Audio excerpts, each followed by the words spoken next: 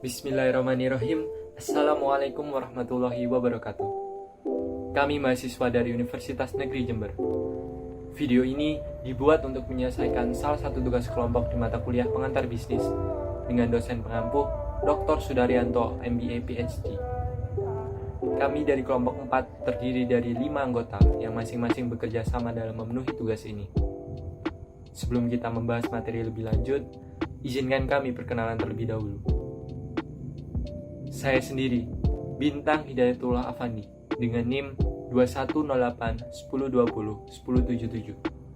Kemudian Gati Triwinarsi, NIM 2108 1020 1048. Surya Hening Prakosa, dengan NIM 2108 1020 1068. Nasmah Wamehnas, NIM 2108 1020 1059.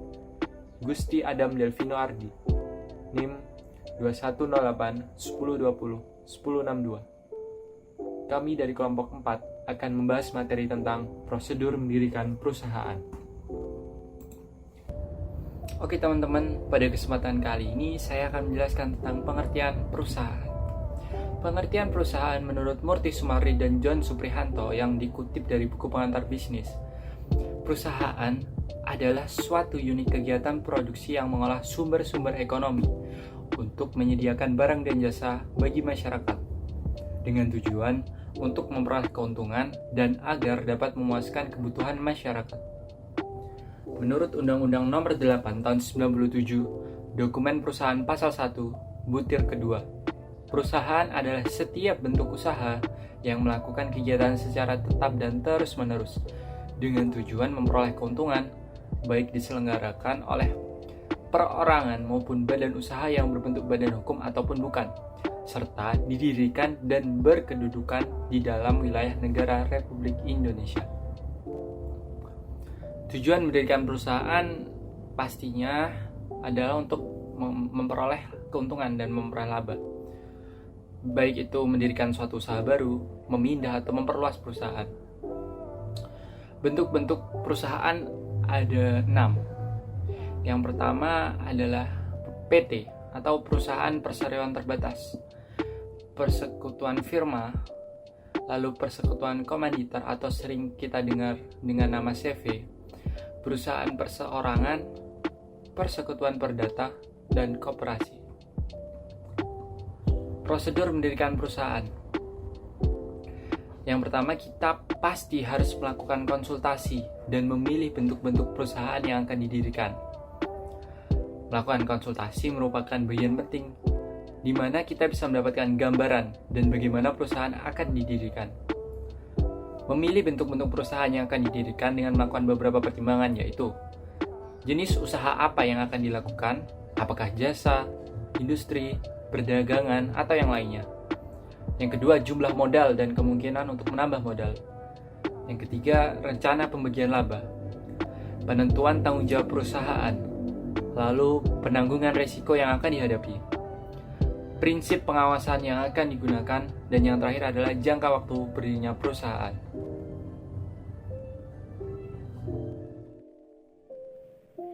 Prosedur pendirian perusahaan.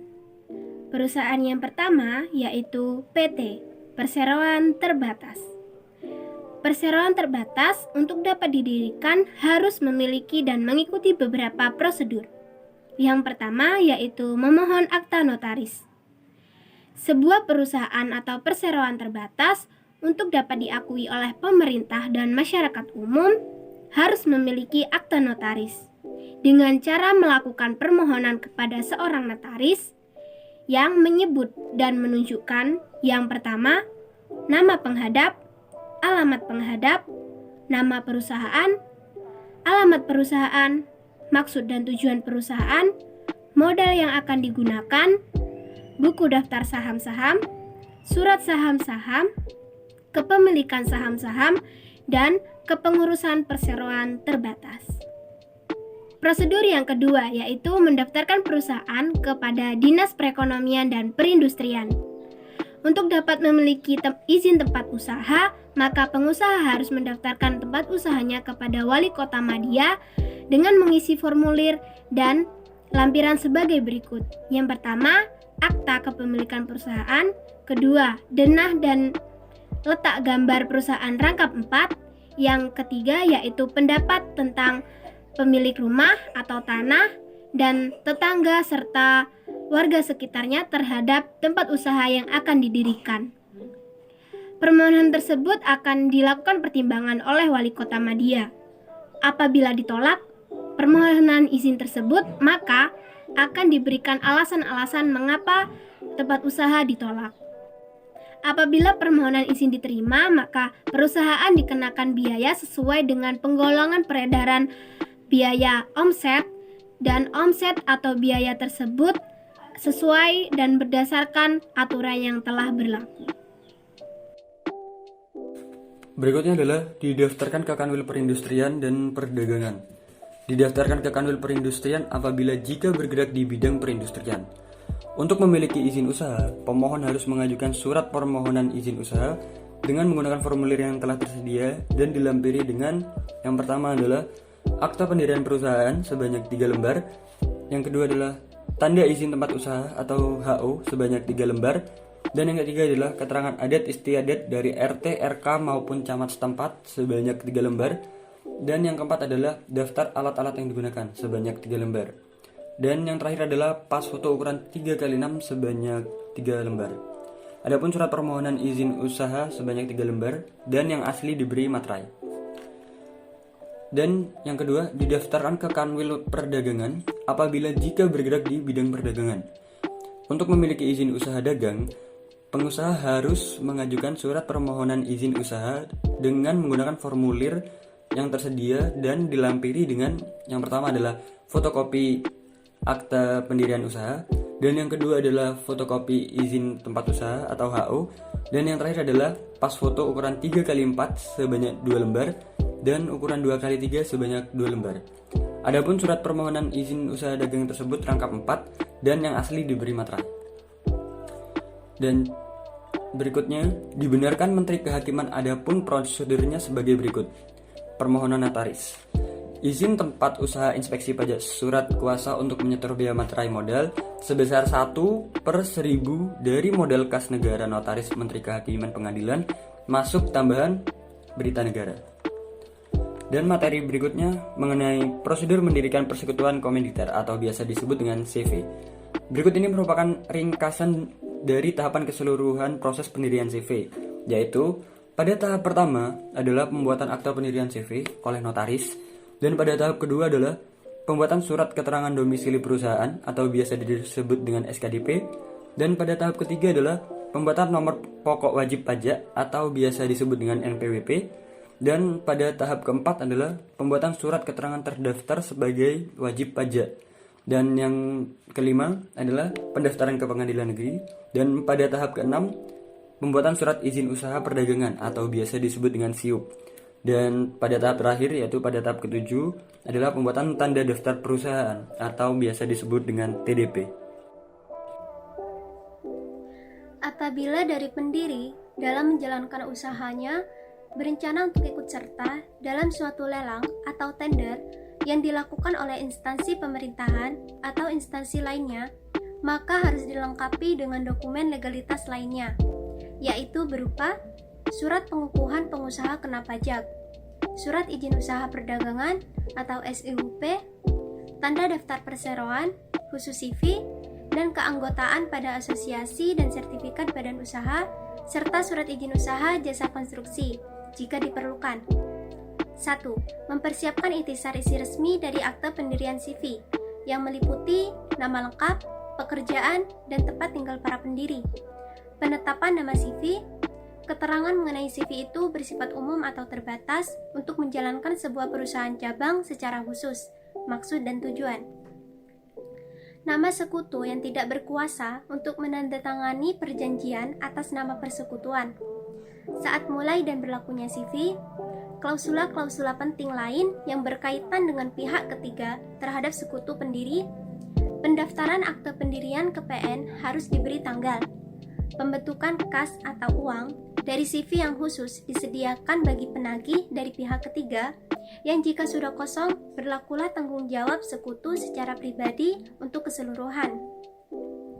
Pengeluaran satu atau beberapa sekutu dari wewenangnya untuk bertindak atas nama persekutuan. 2. Mendaftarkan akta pendiriannya kepada panitera PN yang berwenang, yang terdapat pada pasal 23 KUHD. Dan yang didaftarkan hanyalah akte pendirian firma atau CV atau ikhtisar resminya saja yang terdapat pada pasal 24 KUHD. Dalam hal ini, CV tersebut didaftarkan pada tempat kedudukan atau wilayah hukum CV dengan membawa kelengkapan berupa surat keterangan domisili perusahaan atau SKDP dan nomor pokok wajib pajak atau NPWP atas nama CV yang bersangkutan. 3. Para pendiri CV diwajibkan untuk mengumumkan ikhtisar resmi akta pendiriannya dalam tambahan berita negara RI yang terdapat pada pasal 28 KUHD. 3. Prosedur mendirikan perusahaan perseorangan, yaitu yang pertama, memohon akte notaris yang terdiri dari nama lengkap, alamat lengkap, nama perusahaan, modal yang akan digunakan. Yang kedua, didaftarkan ke pengadilan negeri jika akte notaris tersebut telah selesai, lalu didaftarkan ke pengadilan negeri wilayah perusahaan tersebut didirikan. Ketiga, didaftarkan ke Dinas Perekonomian dan Perindustrian untuk memiliki izin tempat usaha. Pengusaha harus mengajukan permohonan tertulis kepada Wali Kota Madya dengan menggunakan formulir yang tersedia dan dilampiri dena atau gambar letak tempat usaha, rangkap 4, pendapat tentang keberatan atau tidaknya pemilik rumah atau tanah, tetangga dan sekitarnya terhadap usaha yang akan didirikan. Keempat, didaftarkan ke Kanwil Perindustrian atau Kanwil Perdagangan. Pertama, didaftarkan ke Kanwil Perindustrian.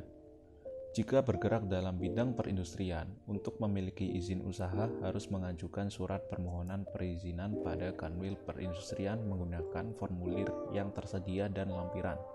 Pertama, akta perusahaan, kedua, tanda izin tempat usaha, yang ketiga, keterangan adat istiadat baik dari RT, RK, dan camat setempat, yang keempat, daftar alat-alat yang digunakan, yang terakhir, pas foto ukuran 4x6. Nah, setelah menyerahkan surat perizinan, maka selanjutnya Kanwil Perindustrian akan melakukan pemeriksaan perusahaan yang bersangkutan, seperti luas bangunan, bahan baku, jumlah tenaga kerja pria dan wanita, kapasitas produksi, pendiri perusahaan, dan modal perusahaan. Yang kedua, didaftarkan di Kanwil Perdagangan. Jika pengusaha bergerak dalam perdagangan, maka permohonan izin usaha melalui Kanwil Perdagangan di wilayah perusahaan didirikan dengan mengajukan surat permohonan usaha menggunakan formulir yang tersedia dan lampiran. Pertama, tanda izin tempat usaha, yang kedua, fotokopi KTP atau kartu tanda penduduk, yang ketiga, pas foto ukuran 3x4 3 lembar dan 2x3 2 lembar. Nah, surat permohonan izin usaha dagang sendiri ada 3 golongan. Pertama, golongan perusahaan dagang kecil menggunakan surat permohonan izin warna putih dengan formulir C. Yang kedua, golongan perusahaan dagang menengah menggunakan surat permohonan izin warna biru dengan formulir B. Yang ketiga, golongan perusahaan dagang besar menggunakan surat permohonan izin warna kuning dengan formulir A.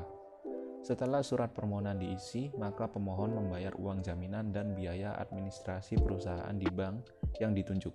Setelah itu dibawa ke Kanwil Perdagangan untuk diproses selama 1 minggu dan diatur sesuai SK Menteri Perdagangan dan Koperasi nomor 4/KP/I/1980.